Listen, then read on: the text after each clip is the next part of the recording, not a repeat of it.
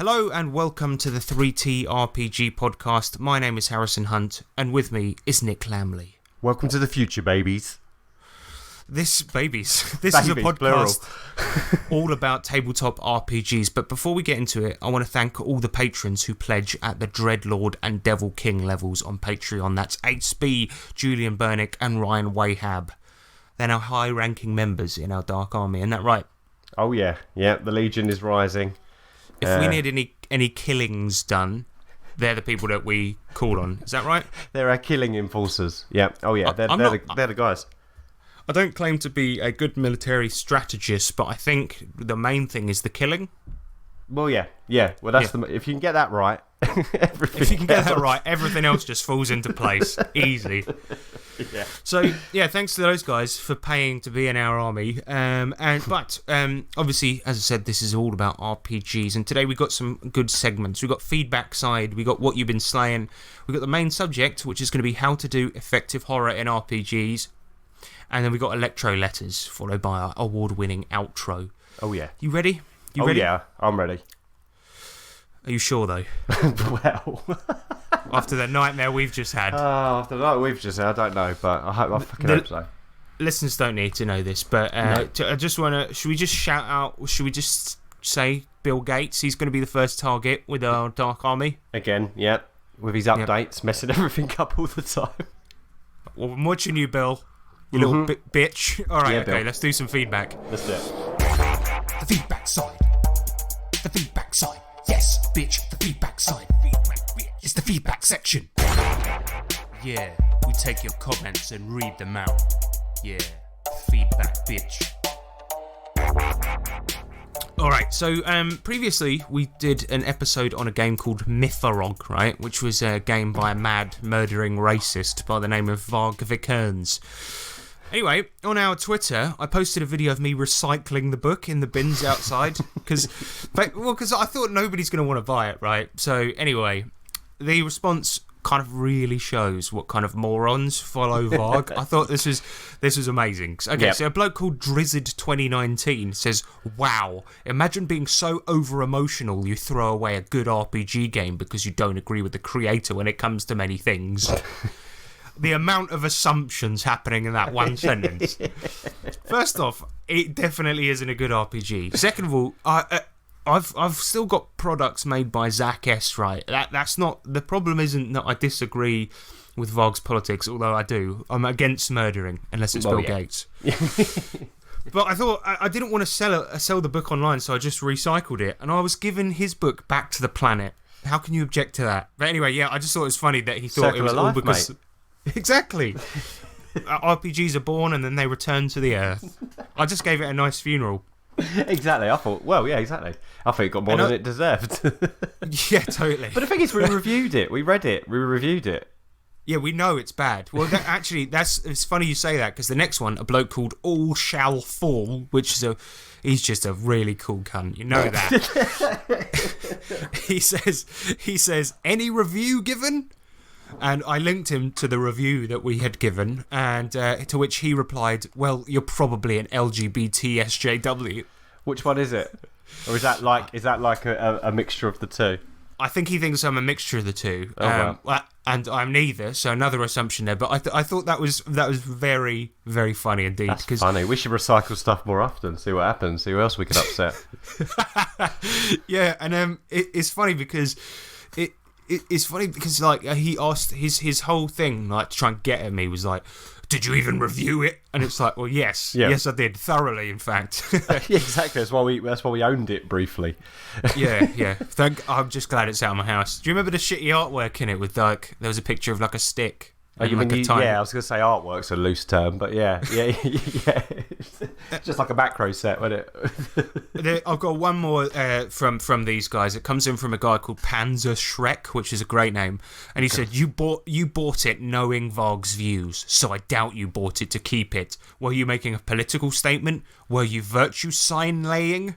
I mean, you knew buying it what it was, so why even review it?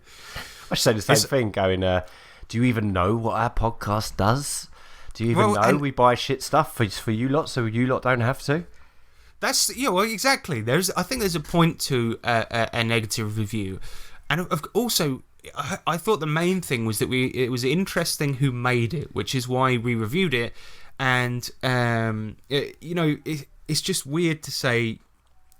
To kind of think that we're making a political statement or that we're just out to hate it. I wanted to like the game. I don't want to have spend money on games that I hate. We didn't buy it to bin it, did we? We bought it to see what it was like, and ultimately, yeah, there's no you've got no use for it. It's bookshelf space is a limited commodity, right? So it's premium. Exactly. So if you've got a book that's quite fat. That's shit that you're never going to use, other than the fact that you go, oh yeah, I've got this book. Get rid of it. Just take space for a new one. I didn't want to put it on like eBay or the selling groups on Facebook because I was worried that people might think I'm a racist. You know what I mean? So that's why I recycled it, returned it to the earth. There you go, Mother Earth. So yeah, anyway, it's all good. That was funny though. It was quite funny. Somebody did also comment on how far I had to walk to get to my bins as well, which I thought was funny. I saw that. Yeah. But yeah, we got a couple of other feedbacks in. Pete Jones regarding our Tunnels and Trolls episode. He says, "Hey guys, guess what? Tunnels and Trolls has just come up on Bundle of Holding. Ken and Andre must have listened to your review. Check out the bundle." I don't know if that's still going, but yeah, TNT basically all of their shizzle is on a Bundle of Holding, so you can get it all for like super cheap. And do you remember last episode Slut Boss? Yeah. So we asked our listeners for shitty dungeon ideas, and somebody used Google Translate to translate from their native language, right? And for some reason it came out as Slut Boss. So Henrik Erlandsson, he says, slut in Swedish means end, so it was end boss. Yes. Makes a lot more sense now. It really does, although I'm not sure which one I prefer. Mixture of the two, maybe. It's a tough one. But that's basically it for feedback. I just thought it was pretty funny. But yeah, listeners, let us know in the comments what book should we recycle next. And which one shall we make political virtue signaling? Yeah, oh god, I love it. I just love it when they're so angry they misspell things. It's like, and it happens quite often, doesn't it? Like anger defeats proofreading. It really does. I mean, every time. That's why there's so many spelling errors in our products, because I just I just write them angrily. That's how we work. Yeah. Also, one last thing is that Varg himself also tweeted me calling me an orc. So there's that. Did he really? Yeah. I think that's his catch-all term for bad guys. He called us an orc. Yeah. What about didn't Vincent Andre have something to say the other day? Oh, he did. Shit, I should have read that out. But how did you forget about that? I can't believe it. But yeah, Ken St. Andre listened to our episode and he said he absolutely loved it, especially the made-up history that we said about him, like how he was and his motorbike. Exactly. Thanks, Ken. It's cool. It's really cool when the creators listen to it. I was also quite pleased to be insulted by Varg, because as much as I hate him, I do really like his music. It's good music. And you got acknowledged. There you go, by a celebrity for once. Well, celebrity, but yeah. Yeah, exactly. But that's funny, you orc.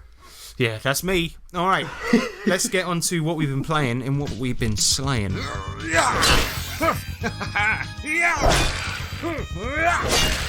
have one of these. Oi, yeah? What you slaying? So, Destiny, Nick. We've been playing Cypher, which is a Monty Cook D20 open role-playing game, and you've been using it cleverly, might I add, to do a Destiny game. Do a Destiny game, yeah. Do a Destiny game, not Destiny video game. No, as in recreating it, but trying to do something a little bit different. But and your own spin on it, yeah. I'm enjoying the hell out of it. Last episode we had to we went down in this dungeon thing, and it turns out the Fallen, who are like this alien species, they're trying to resurrect this dark. No, Hive. It was. Oh, it was Hive this time, wasn't it? Time. Yeah. Yeah, they were trying to resurrect this big dark evil god in the bowels of this cave, and all we could see was the eye sort of poking out of the ground, and it was this gigantic eye, and they had like a big wizard and a knight, and we had to fight these fuckers.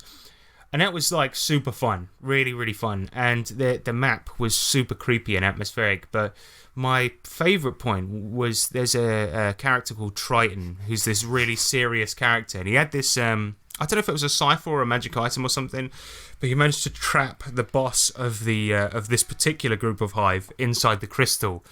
And then he was asking... Oh, it's his artifact, yeah. It's his really powerful artifact that he's got. That was Mind it, yeah. crystal. Yeah.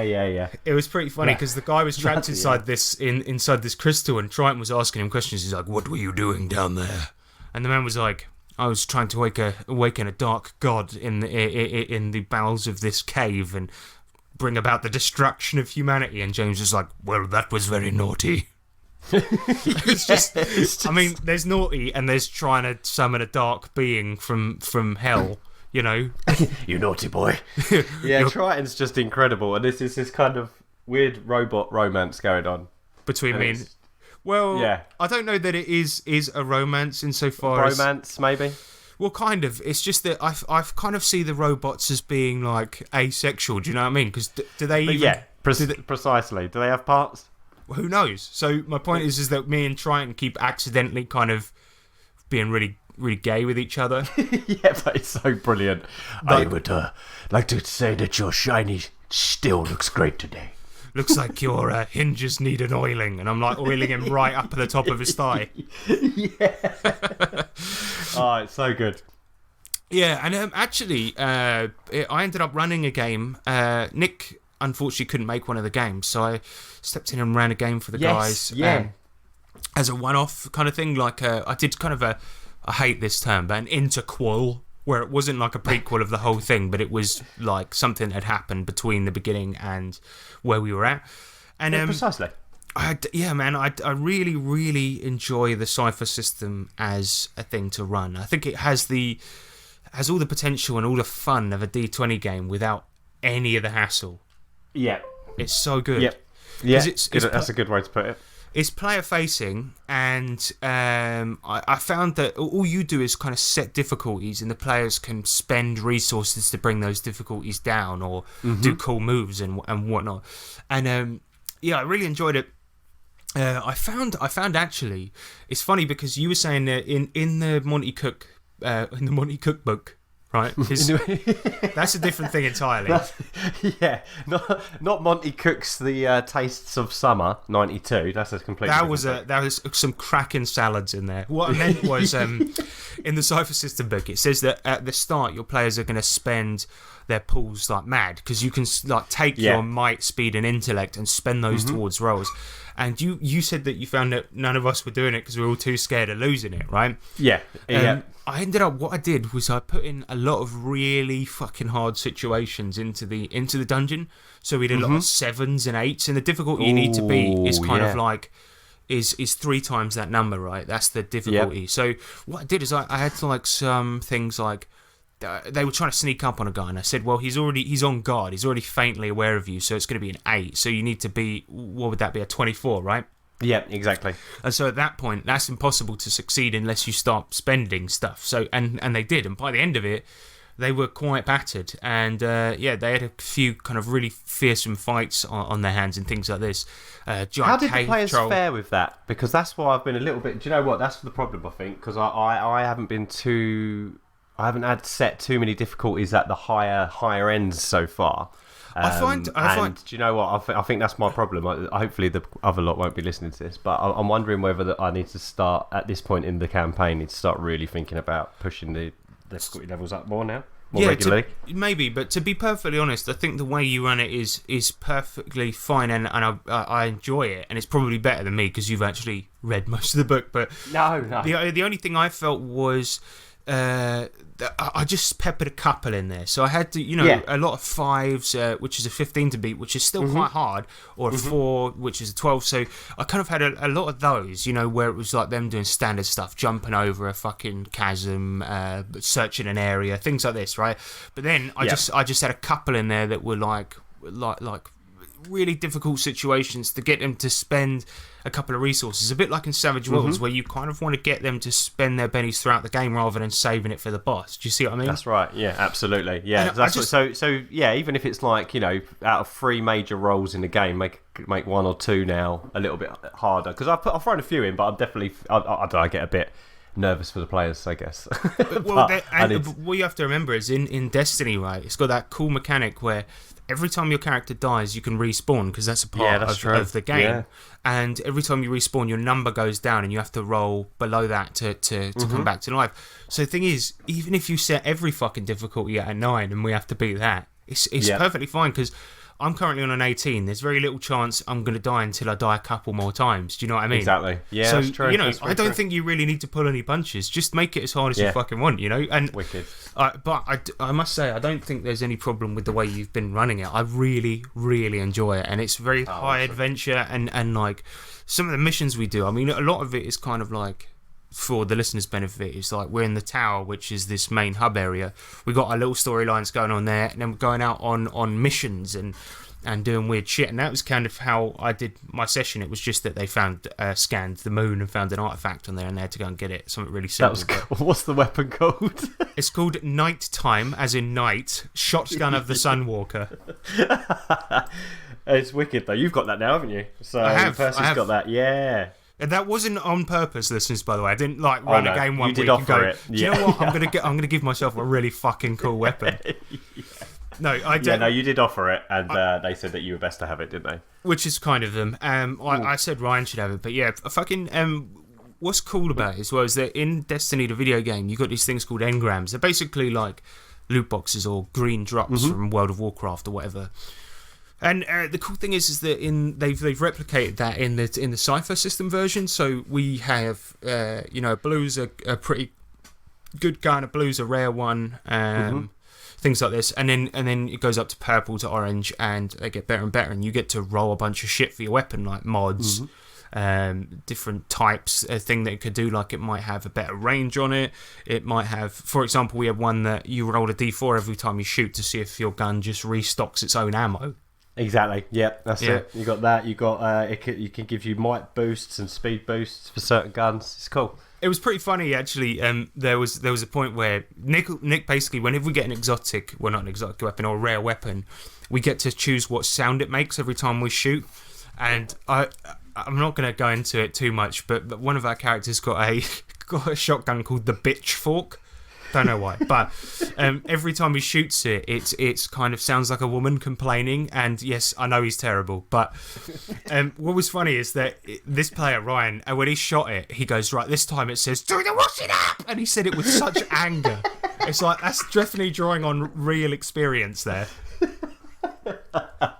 Oh my god, do the washing up. He's a madman.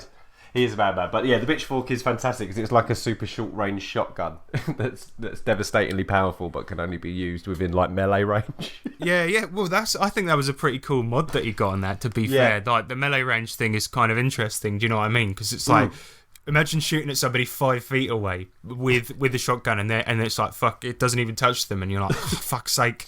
Shit. Yeah, exactly. Yeah, it's good. I love the weapons are fun. I'm trying to push that kind of customizability about it. So I say to the guys, quickly do a Google search, try and find a cool ship, find a cool sparrow, and let everybody know what your one looks like and stuff. It just gives them a little bit of, I don't know, it's quite fun, and it's like gives it a bit more feel. It gives you a bit more of an attachment to your gear. You know what I mean? Yeah, exactly. I really like the ones I've got because I've got nighttime shotgun of the Sunwalker, and I've got Chuckling Death, which is Death. Yeah, it's my clown-based pistol. That's it. It's a really great game, and I would everyone check it out. It's actually a hack for Numenera, but it's basically the same fucking game. So it's called Destiny Luminera hack. Yeah, that's it. Yep. Yeah, it's you find it online. It's a Word document, and it's pretty good. It's good. It's a good reference sheet, that's for sure. Yeah, I like it a lot, especially all the weapons and stuff. It's just a bunch of free shit for your Cypher games if you need it, Exactly that. So in addition to this, I've been playing. I was playing in my Saturday game with Jeff Goad. I've been playing some basic / expert D&D. I did make the mistake on the last pod of accidentally calling Labyrinth Lord a clone of Old School Essentials, which is bloody stupid of me. What I actually meant was they're both clones of the basic expert set of D&D, which is like same as Lamentations of the Flame Princess or DCC. Like they all draw from that same one. What's the basic expert set then? D&D 1. Kind of. It was like a different version of old school D&D that was released that had kind of basic rules, then expert rules you could layer on top, and there were 2 different versions of it as well. Yeah, so it's basically all the OSR games, they pretty much draw from that one, or at least a lot of the retro clones that are based on basic expert set.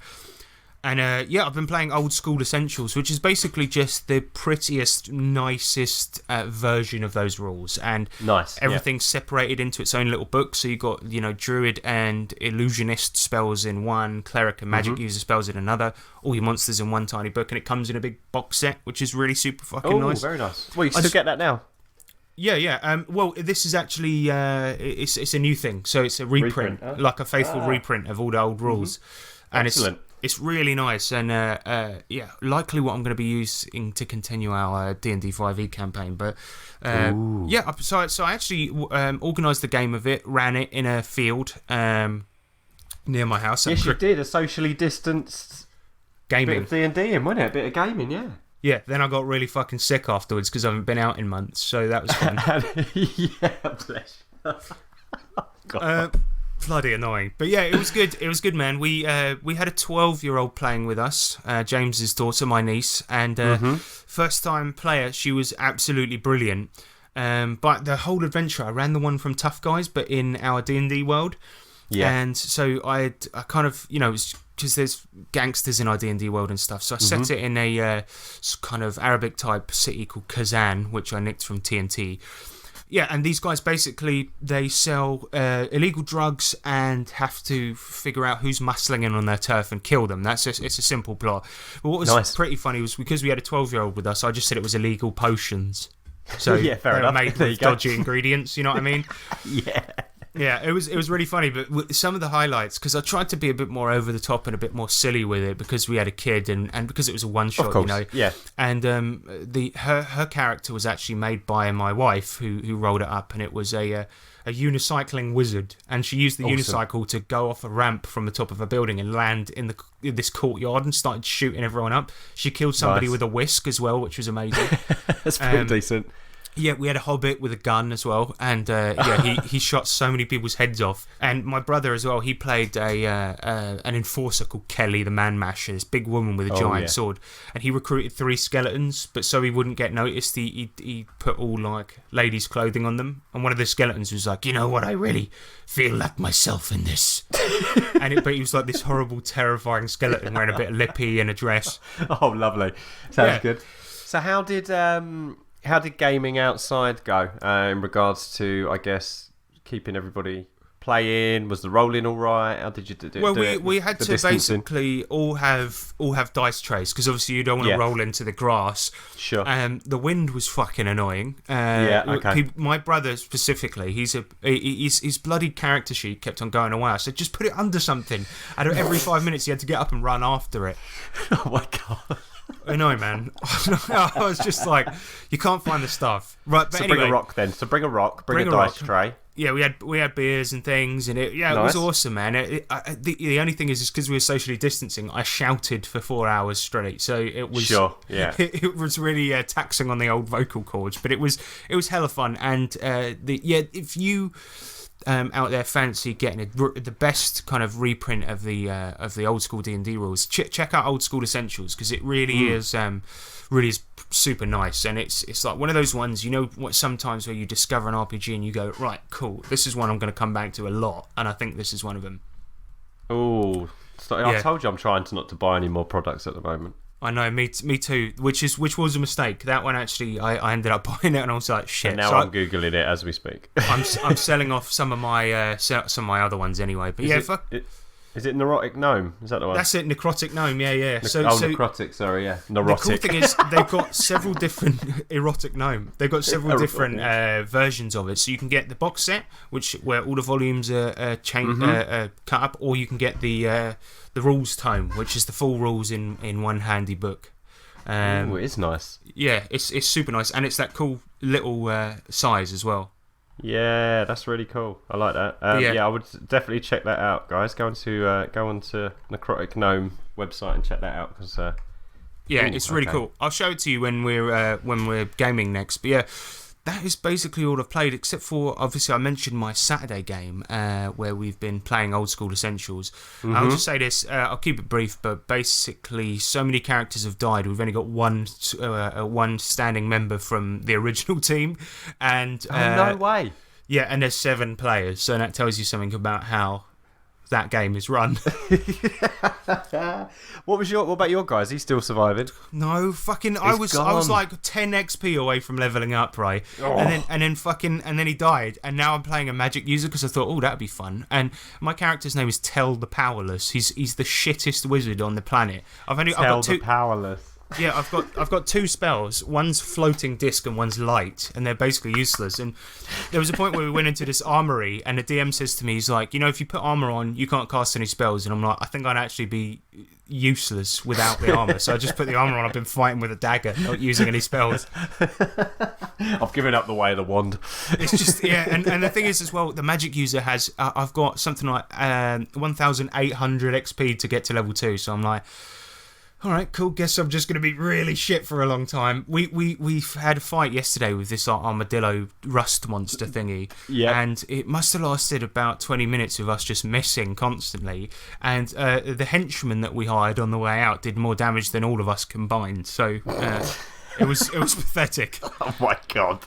Yeah, but great game otherwise. Oh, I love it, man. The game is fun, the system's fun, and the way he's running it is cool. And we basically just usurped this castle and have taken over this village, which is fucking nice. Fun. And cool. It's good because one of the players is a vampire, so it's his dream to own a castle. So we kind of got there pretty early on.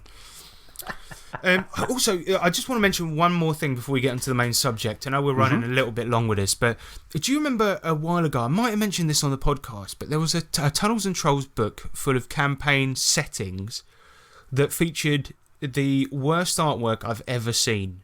And the most original artwork you've ever seen. You could definitely call it that. I know that. But it was. I do. It's so bad. It's so bad, this book. And it's. The thing is, trying to nail down who the author is really difficult. And it turns out, I put it up for sale, that book, on a TNT group. And one of the guys messaged me and said, hey, just so you know, that book is a bit of a sore subject with Steve Crompton and Ken, who made the game, right? And I was like, oh yeah, why? And he said, well, the guy who made it, he just kept on stealing TNT material, reprinting it and saying that it was official and that he'd done it, and changing his name, doing more Amazon accounts. And then I was like, oh shit, do you know the guy's name? And he's like, he goes by many names. And I was like, wow, my God, this guy's so cool. And, well, he's not really. But yeah, it turns out the guy's dead now. So, did Ken do it? Oh, really? Yeah. I mean, how fucking weird is that? So it must be that the Amazon listing, it's like a print-on-demand book, and the Amazon listing's still there despite the guy being sadly deceased. But yeah, I'm gonna try and investigate this more as the weeks go on. But I thought that was pretty interesting. That is, yeah. Stay tuned on that one because we need to do a bit more digging. That's very interesting indeed. Oh my God! All right, let's do a main subject, shall we? Yeah, let's do it. Main subject: magic. Main subject: Tokyo. Main subject. All right, so horror in RPGs, right? I think it's something that I've often struggled to do. I mean, to really scare players, like to actually make them feel a bit terrified, a bit like awkward, uncomfortable, like things like that, right? I mean, I can make people feel uncomfortable, but not for the right reasons. And I think it's something that I've struggled with a lot, and I have actually run a lot of horror campaigns, I realise, but I thought it'd be a good subject to do where we basically, I'm going to give my tips, Nick's going to give his tips, and then we got some tips that one of our players from our game sent us so that we can see it from his perspective as well. and we're just going to kind of try and figure out good ways of doing horror in RPGs, right? So, first off, I'll start with my kind of pedigree in horror games here, because the first campaign I ran for our current group was Call of Cthulhu, and the first leg of the campaign, I would say, was pure horror kind of thing. All about these weird statues that have been placed underneath the city, making everyone insane, about a cult trying to summon a dead god, shit like this. I also ran an Umerica game. Now, I think this is one of the ones that I actually think went well, because Umerica is a post-apocalyptic game, and I ran a session of this for Nick and James, and you can hear this on our channel. It's called Just Passing Through. It's one of the DCC ones.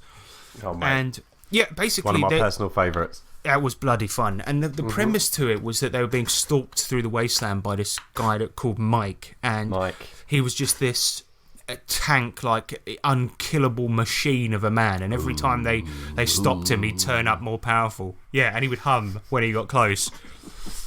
And I think that I used a couple of techniques in this that I think are pretty good. And it's one of my main ones, I would say, is never to show the horror fully, right? The end of Alien, when the alien comes out, it's not scary anymore, because you realise that's just a bloke in a suit walking in a crab way, Yeah. And in the Umerica game, I never really put the full cards on the table with Mike. I kind of...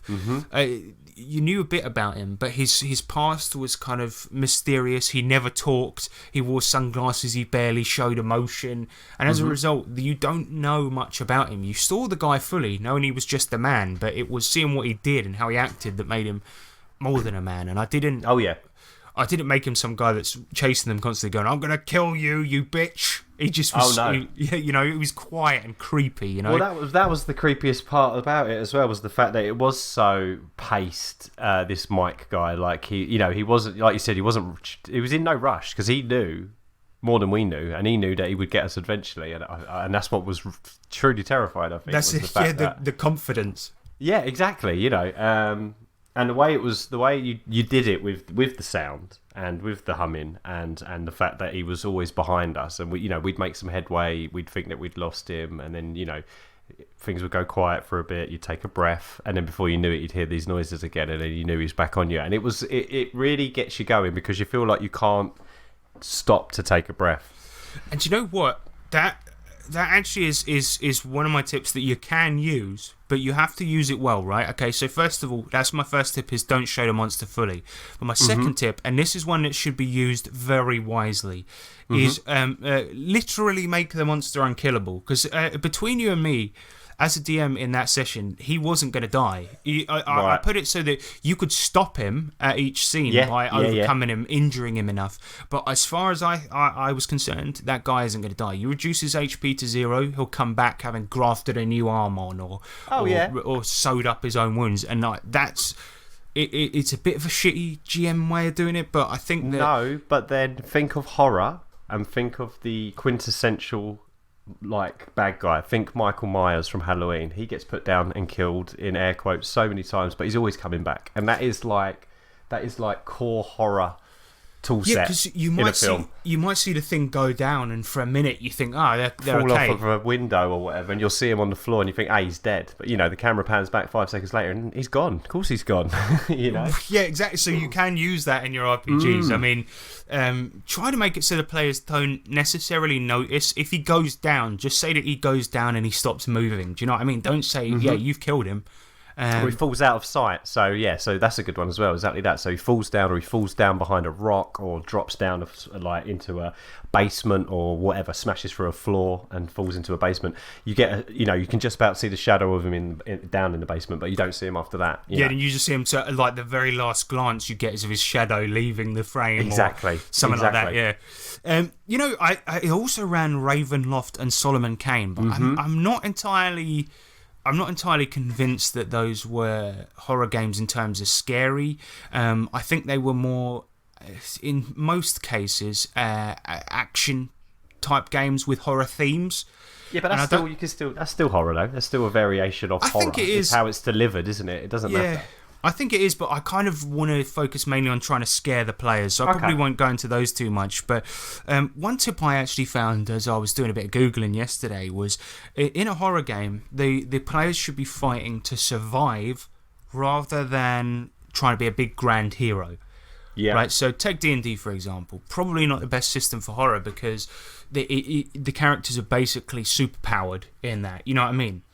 Whereas when I used Numerica, which uses the DCC system, the players were fighting just to get by. It wasn't as if they were saving the world. All they were trying to do was get somewhere, and they were fighting desperately to survive and get out of there alive. And I think framing your adventures, kind of like that. So you've got this desperate situation where it's like, fuck, I'm on 1 HP, this guy's fucking killing me, we're going to get away, and trying to have it so your players are just scraping by if you can, Yeah, definitely. They want to feel like they're not immortal, they're not heroes. They are heroes as in their characters are normally, but under these circumstances, you want to make them feel like they are, they can be hurt, and especially if they are hurt. There's a technique in cinema and filmmaking when during a fight the people watching should be sort of reminded of the character's mortality, so they should take a hit and pause for a second. Yeah, and that's just a good way, man. If you want to make it scary and they're encountering this shadowy being or whatever, have the fucking thing all like do something really bad each time you see it. You know what I mean? Like if it's Jason Voorhees, for example, every time the fucker turns up, he's chopped an arm off a character or stabbed them and brought them to a amount of HP within an inch of their life. Do you know what I mean? Yeah, and just make it so the whole thing is the difficulty is surviving, not in winning or saving people or whatever. Although those can be kind of subplots, you know what I mean? And that can happen. That can happen via the journey of a horror game, totally. But, yeah, you're absolutely right. The fundamental thing is that they're just trying to survive this encounter or, adventure, as it were. Like as a primary thing. Yeah, totally. And then, obviously, if heroics come out of it, all for the better. But the actual outlook from an outsider is, you wouldn't get through this alive. Yeah, totally. And one that I actually think is a good tip I've learned from DCC, right? Don't use known monsters, and if you do, alter them in some way to make them horrific again. A good example of this is there's an anime actually called Goblin Slayer, and I'm sorry to bring up anime. I know it's crap mostly, but here's the thing. In that anime, they make goblins scary again, right? And it because they're just so tough. You've got that like. Sometimes in things you'll see zombies and they have this like otherworldly strength because they don't care about overexertion or anything like that. Yep, or the ones that can run fast, scared the shit out of everybody. Right. Because everybody was so used to the Ramirez kind of zombies that, the the ones that would just like walk along crawling and not walk like really slow, and then out of nowhere 28 days later came along and just broke that mold with ones that could literally sprint after you, and it was terrifying. Right. Because they did something different with a known thing, and I think that's really doable. Although I would like to see a film with pondering zombies in it. Just sitting there holding their chin, looking around. instead of moaning and groaning and saying brains, they're just going, Why? They just want to know. They just want to know more. Yeah, shambling was the word I was looking for. It's fine. It works. But yeah, like imagine if you're playing an encounter with goblins and you really do have to use a known monster. Make the caves and that they inhabit really dark and make them tricksy and really do horrific things to the players, like using their sort of their strength, such as it may be. Maybe they jump out of instead of like having a goblin jump out and stab you with a dagger. Why don't you have one jump out onto somebody's head, put their fingers in their eyes and their nose and start pulling upwards, and then the other one comes out and starts stabbing you in the stomach because you're trying to claw the first one off your face, something like that. Just at least make them have good tactics. Or if you're going to use a standard monster from D&D, and a good example is the zombies are overused, they're overdone. Have a twist to them, maybe make them intelligent, fast, whatever. Or if it's an orc, you could say use the same template but just say it's a mutated human with giant teeth and eyes and bulging muscles, or something like that, just to make them scary. I mean, ideally one I like as well, which is always quite fun, is if it's the thing that's attacking them is doing it against their will. So that makes it even more kind of creepy, because you don't want to, this thing that's trying to kill you doesn't want to, and it's talking as if to say, it's possessed or it doesn't want to hurt you or whatever, but is essentially trying to kill you. And then the poor players have to put up with the fact that they have to kill this thing. But it's a horrible situation to be in when Well, and if you know the a good example of that is in Half-Life 2. The zombies in that, right? The head crabs take over the people when they sit on the guys' heads, right? And you can still hear the person screaming underneath it as they're shambling towards you. You know what I mean? Yeah, exactly. That type of stuff. If you want to get gruesome, and make known monsters different and like make them fucking scary again. Yeah. Yep. And I just got one last one here, and I think this is probably my biggest one. Is to read horror books and use some of the language and techniques they use, right? Yes. Because you don't reveal in those books, you don't reveal the monster to the end of the adventure or the end of the story, and you keep it creepy, this creeping dread and things like this, and also the language used in there is going to really help you. Because let's say for example, I'm running a game and I say to you, all right, you open the door, there's a big monster there, right? But if I say you pull the door open slowly with a creak, you hear some growling in the other room, something's hot breath goes on your face, rather than saying all the shit and just laying your cards out on the table and doing nothing with the narration. Keep your narration fucking cool, especially read like Edgar Allan Poe and old gothic shit, you know what I mean? Because that's totally. And I was going to say, with like HP, obviously, check HP Lovecraft out, but obviously, same with Poe as well, because the language is older, it can be a little bit difficult for maybe, like, especially me, I've struggled to read it sometimes, but there are so many audiobooks out there, especially on YouTube as well, all free. HP Lovecraft, because it's public domain now, I guess, because he's so old. But get a feel for the language. The way he used his words to describe stuff is fantastic. That unfathomable dread, and get a feel for that language. And you're absolutely right. Then the narration techniques will just come into their own. You know what? You could even use kind of the way that they speak often with those old poems like The Raven, where you do this kind of really slow. A bit like Triton from that. You could be at the table, just be fucking like, it is a dusky afternoon. There is mist on the moors. Eyes blink at you. Like, I don't know, something like that. Yeah. And it's like, suddenly the player's like... It works, like... though, for the atmosphere. I love it. Hang on, the GM's being really weird here. I don't like this. You get them unsettled straight away. Just start speaking, getting right up to people's ears. Something awakens in the darkness. Would you like some dip with your crisps? Don't eat too many Oreos. You might get diabetes. And that's the real horror, ladies and gentlemen. That's the real horror. This whole thing has been a PSA. Don't eat too much sugar. Diabetes is the real killer, not Jason Voorhees. Okay? Nope. Nick, hit me with some of those sweet Lamley tips. Okay. Right, so what have I got down here? So one of my tips I put down was let the players' speculation lead to their own madness. So yes. often your players will start wondering what's going on. If you're not giving them the full picture straight away, they will start thinking out loud. They will start talking amongst each other. Don't let them do it. Let them carry on talking about it. Don't make obvious hints at if they're on, if they're right or not. Like I said before, put that weirdness in there. So if the players start going, why the hell's that there? Like, why would that be there? And then like the other one starts talking about it, let them carry on with it. Let them speculate what's going on, and before you know, they'll probably creep themselves out as well.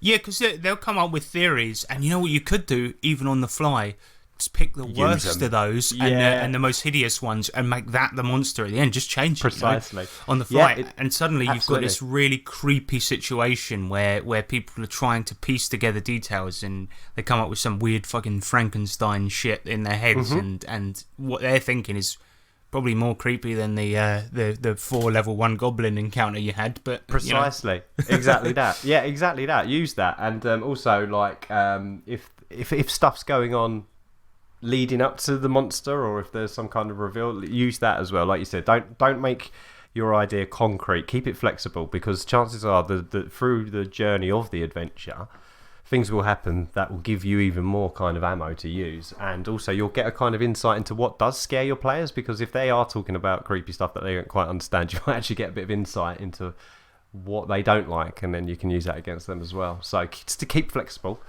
That's actually a good idea as well. Like maybe just ask your players what they're really scared of, like casually in conversation before you run the game. Just be like, so. Hey, let's talk about greatest fears, that'd be a fun topic. And then it'll be like, just sort of loneliness, rejection, that type of thing. You're like, writing it all down.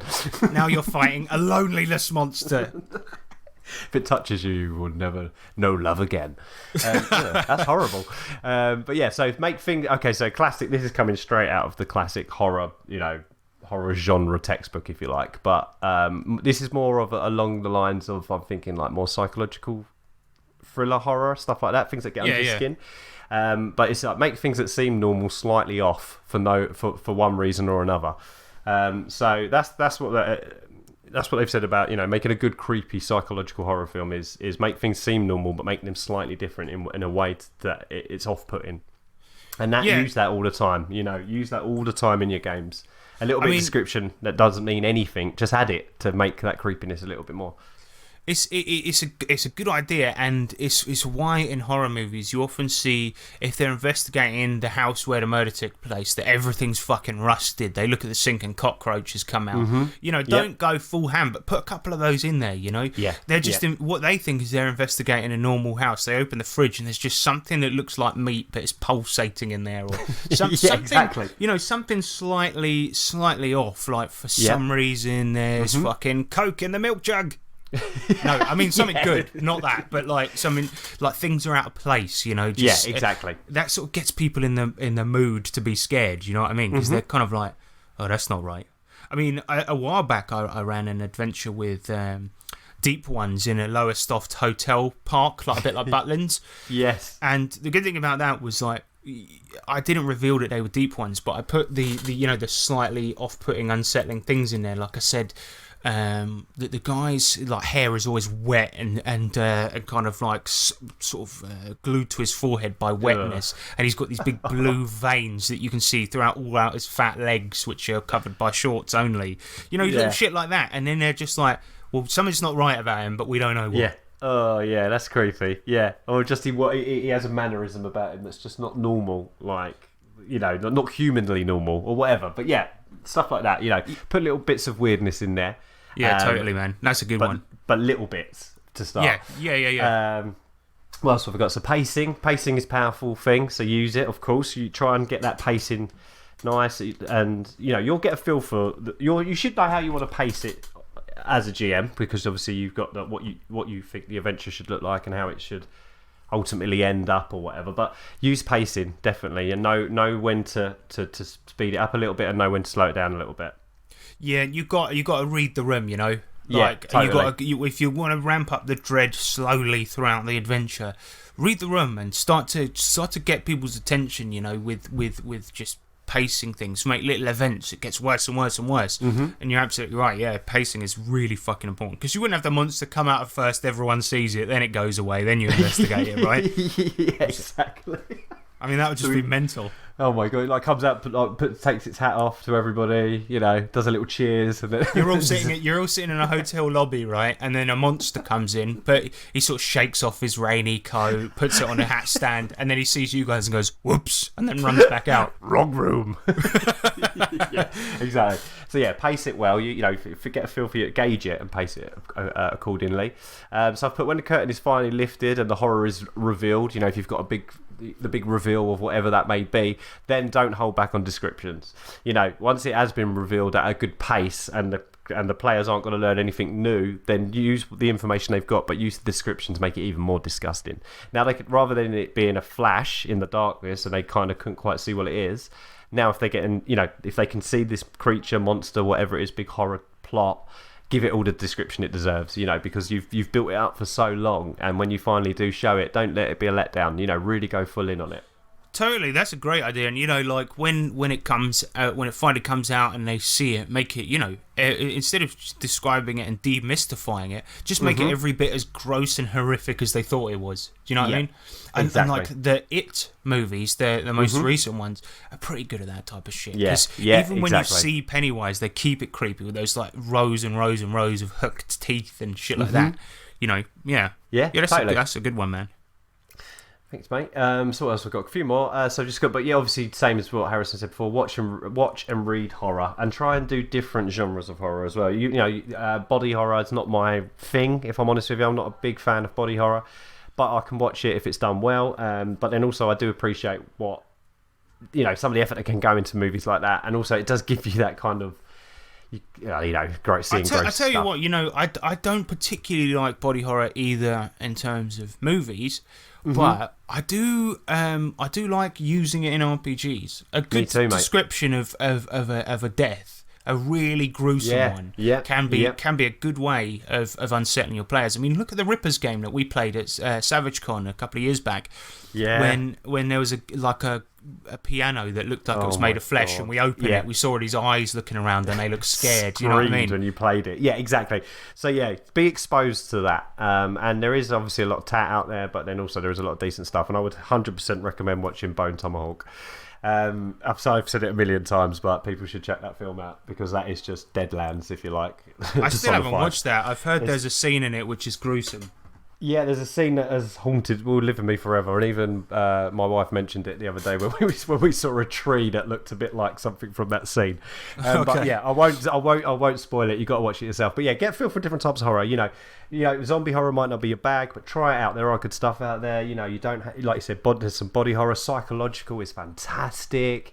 Anything, just try different stuff. You know, there's so much out there, so many subgenres of horror out there. So I would definitely, try stuff out and get a feel for different genres. So yeah, maybe just before you're running your game, just do your homework, man, and like you said, just watch. Because I tend to do this. If I've got a big campaign coming up, like a long one, I tend to just get into that shit like massively. Like before I ran my sci-fi campaign, I'm not a big sci-fi guy, but I just watch loads. I watch like Star Trek, Rick and Morty, Star Wars, all of this, and all the old stuff as well. Like, and it really helps. You know, if you think you can do horror, good. I'm fairly certain I could do a sci-fi game, but I still did my research just to make sure. You know what I mean? Just to get a few techniques and tropes down. You know. Well, that's the main thing, exactly.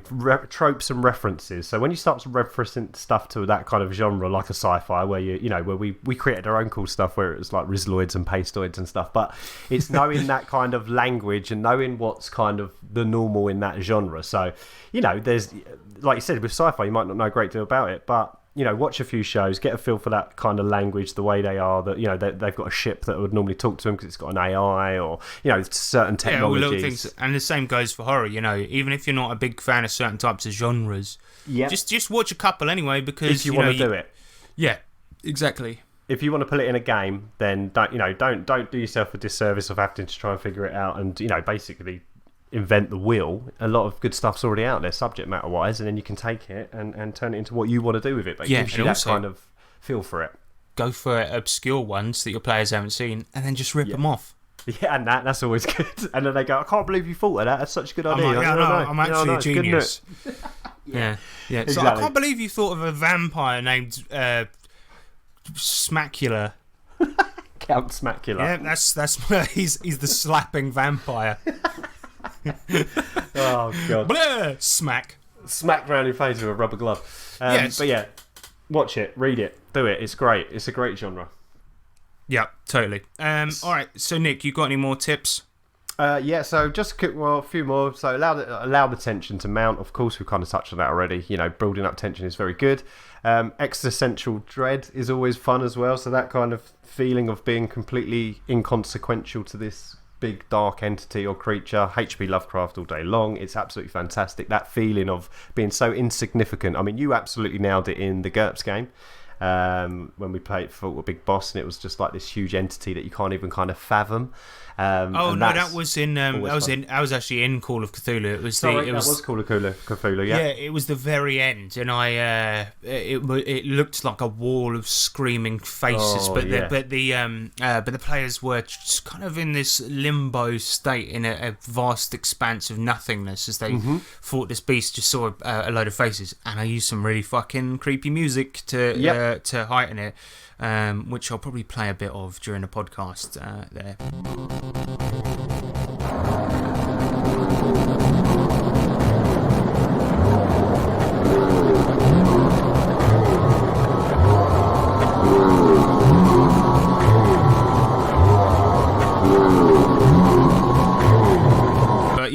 So yeah, I find actually that was the thing that made me think about this episode in the first place was existential horror. I actually find it a little bit difficult to do in RPGs to make people feel insignificant when they're all the main character. Do you know what I mean? It's a tricky, it's a balancing act, that's for sure. It's really hard. You nailed it, mate. You nailed it in that final encounter with that big creature. We did it. It messed us up. So you did it well, and that's a very powerful tool. I think if you can do it well, if you can nail it, yeah.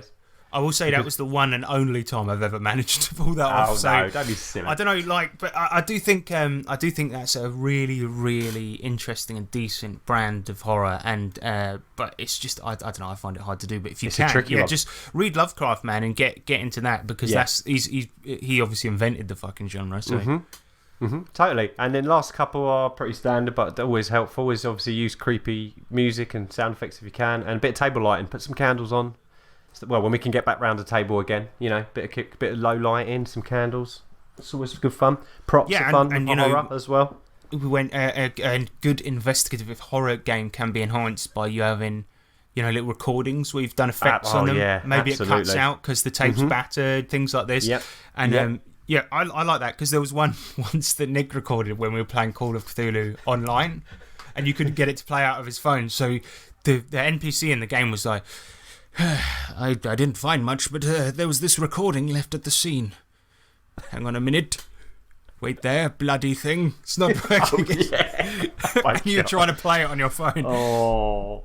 I like that you stayed in character, though. That was what made it, because you was like, this record player, it never works. 1920s, yeah. Oh, don't. But that was fun. But I would definitely say, like you said, we've done it before when you lost tapes, lost footage, stuff like that. It's always really good fun. Bit of effects on there, creepy clues, creepy props. But that's about it, really. I reckon. I think there's some very, very good tips in there. Definitely. I think overall, I think the biggest ones have got to be the mystery and the pacing. Those are probably the two most important things, and everything else kind of is definitely going to help you. And like you said about music, try trying to run a serious fucking horror game with Britney Spears on the background. It ain't going to happen, right? So just put something creepy on. Exactly. Just to wrap this segment off, though, I wanted to kind of... we got one of our players, James, has sent us his tips. He never GMs, he's only a player, and I think it would be interesting just to see what he thinks from a player's perspective. So he sent in a couple of tips, and he says he also says use music, something subtle and monotonous and eerie, which is perfectly reasonable. He said descriptions are key to making a good horror, particularly with hints towards role-playing, like you feel like you're being watched or things like that. Which is, perfect. And we said that, descriptions are bloody important, but also kind of filling these guys with imagery that they're familiar with, that feeling of being alone and hearing something go bump in the night, you know what I mean? Yeah, totally. He also says that he thinks horrors must be investigative type campaigns, and while those aren't the best, I do think there are other ways of doing it too. Yeah. Because there's a guy who I watch on YouTube called Dungeon Craft, very, very clever good bloke. Yeah, he does a lot of good stuff. And he basically, his games are always horrific. And he's got this great fucking adventure that's set in a maze that he talks about where there's a Minotaur in the maze. And the Minotaur is actually like this really beefy village idiot who's cut the head off a bull and wears it.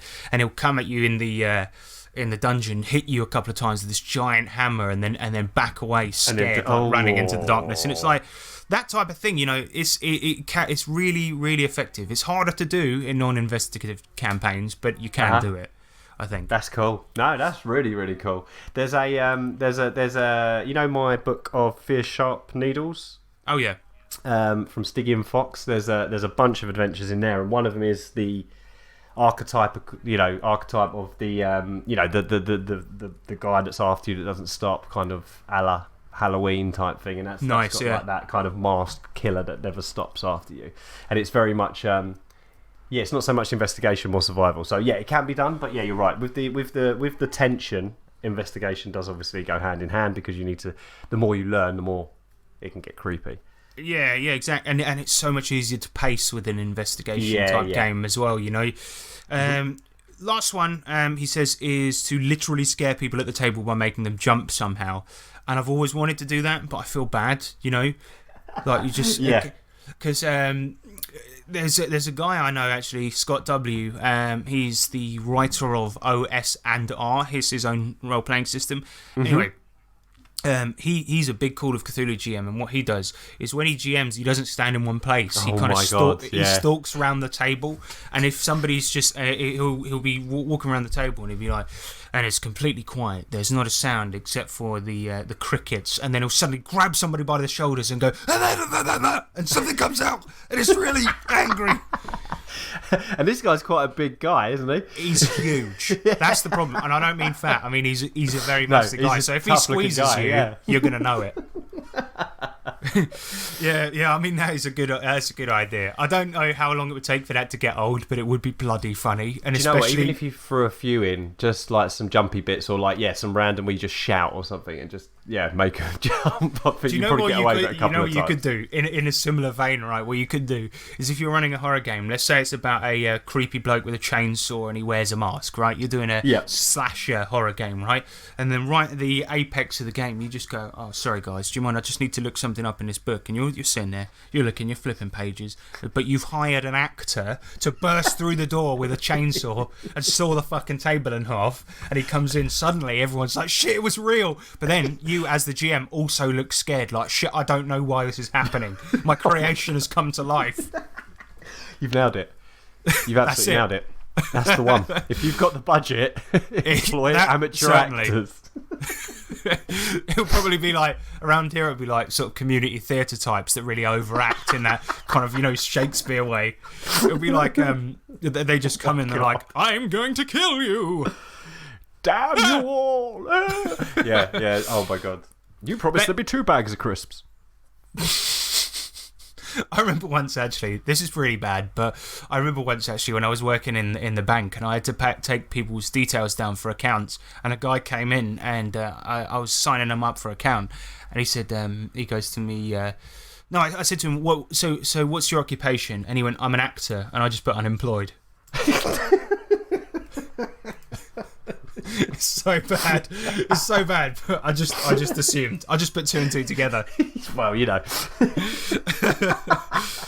All right. Dear. I think that's going to be it for our sort of horror tips. We're going to do some electro letters next, and so take all those tips with you. And if you've got any tips as well, send them in. We'll read them out in the feedback section next week. Yeah, we're no experts, so please let us know what your best horror tips are. And if you do use our tips, let us know how you get on with them. And we're always looking for more tips as well. So if you've got anything that we haven't touched on, please let us know.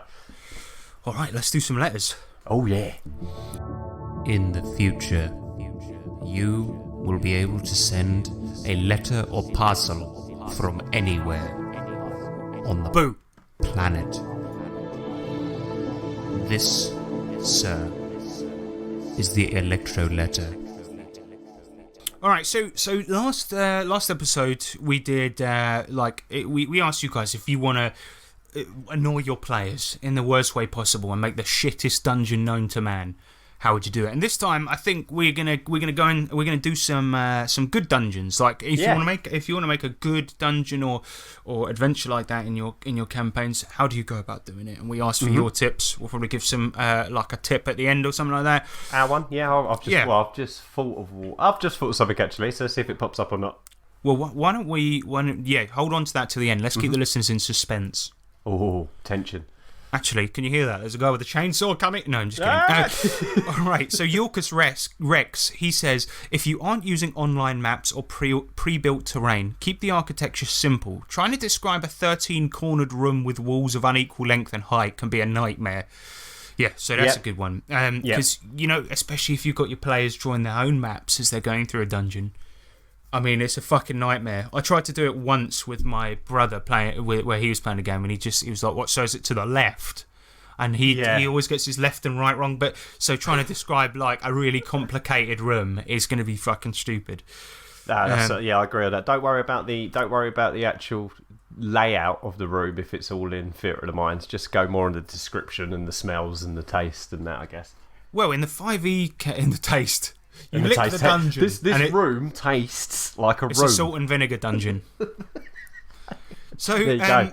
Well, actually, in the 5e game that we played, I mainly used terrain and no maps, so I kept the architecture really simple. It probably felt like a labyrinth at certain points, but if you'd have seen my drawings, a lot of them were a straight line.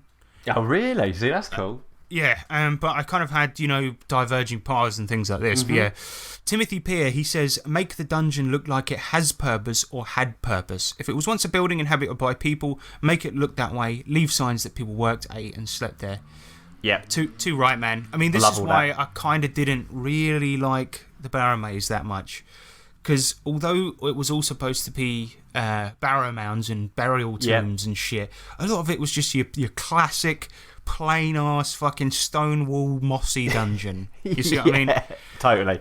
And totally. It's like, no, what was the purpose of this previously? It can be as simple as just going, yeah, well, they made it unbelievably complicated so that people couldn't get the treasure at the end. Even that is better than just going, yeah, you go down and it's a bunch of random monsters in a fucking stone dungeon. And they don't know why they're there yet. No, exactly. And it touches on horror again. Do you know what I mean? Because as a child, I don't know about you, but one of the best plot, and I absolutely loved it, and it was just incredible. As you remember in Aliens #2, remember the whole idea is that there's a mining colony, and they've gone quiet, and they send a team of Marines in to find out what happened. Yeah, and you get there, it's all quiet, the structure's still there, and the whole thing is finding out what the hell happened and why they've all gone quiet, and they get in, and there's signs that they was there, but there was a struggle, and they're slowly piecing together what happened. That feeling, when I was watching that film for the first time, never left me, and there's an excitement in that is just incredible. Going to the old, finding out what happened before and why it's no longer like this. Like I said, what was the purpose before? Why did all these people flee? Because that is so much fun. You look at Bioshock, right, which is basically one big dungeon crawl, and everyone's gone insane because of the medications they were taking. I forgot what they were called, but the powers they inject into themselves. Oh, they were plasmids. Plasmids, that's it. Yep. Right. So if you're doing your little dungeon in your D&D game, don't have a reason, because otherwise people are. It's just going to be like.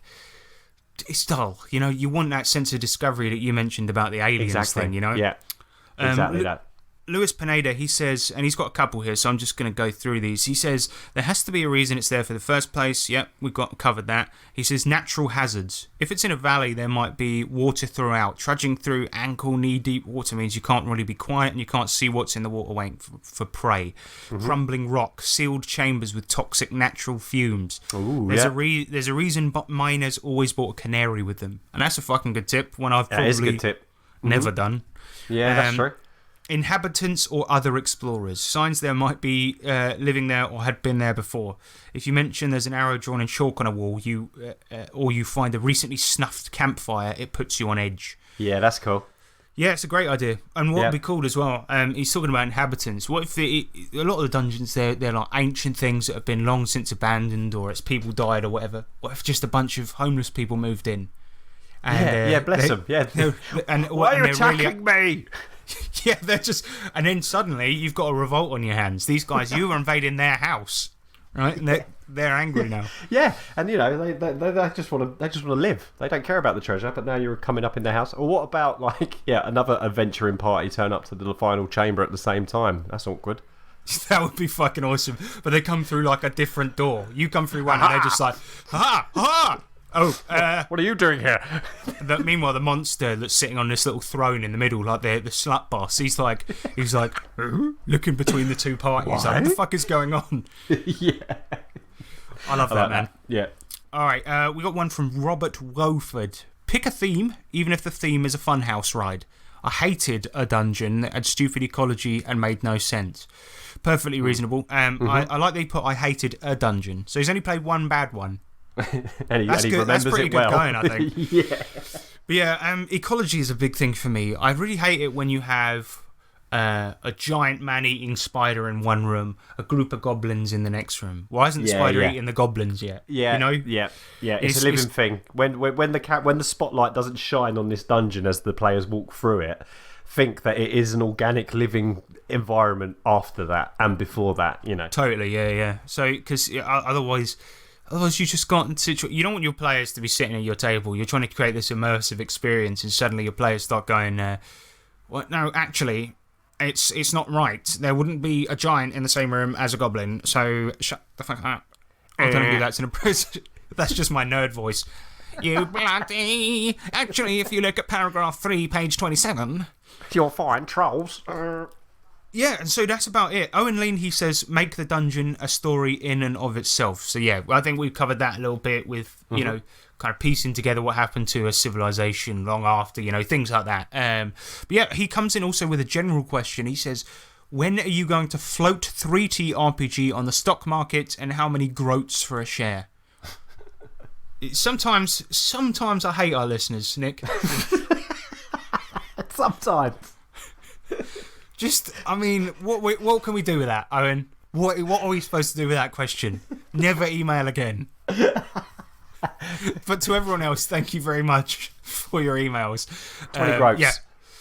So I guess this has been a pretty informative episode because we got all those people's cool tips for making dungeons and things like this, and we got all of our horror tips too. This is like that's fun. Do you think have we made a real podcast episode? I hope so. I think we finally made it. It only took us 64 episodes, but we bloody done it. I feel like crying, Nick. There'll be no one making a comment going, the actual interesting part starts at... Oh no, they'll still do that. They'll still do that. It took you 20 minutes to get to the main subject. Yeah. Suck my dick, fucko. Why is your podcast so long? Why don't you just do the main subject? Because we're egotistical, all right? Yeah, we like talking, all right? So, otherwise we wouldn't be doing a podcast. It's the sound of my own voice, man. I love it.